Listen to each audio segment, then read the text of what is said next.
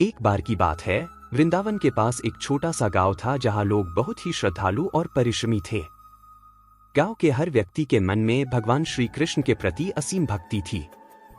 गांव के केंद्र में एक प्राचीन बंगला था जहां गांव के सभी बुजुर्ग एकत्र होते थे और बच्चों को नैतिक शिक्षा देते थे। एक दिन उस बंगले में एक वृद्ध व्यक्ति एक दीप जलाकर बच्चों को भगवान श्री कृष्ण की कहानियां सुनाने लगे।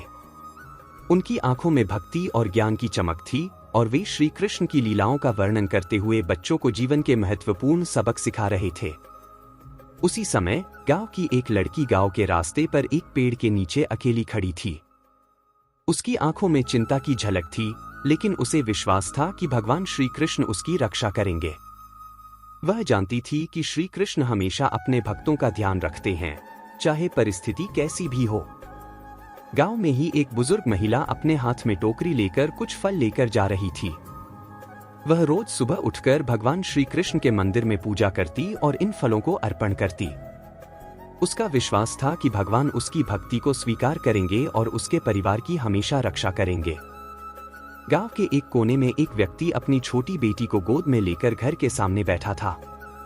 उनके घर के सामने कई दीप जल रहे थे, जिससे पूरा वातावरण पवित्र और उज्जवल हो गया था।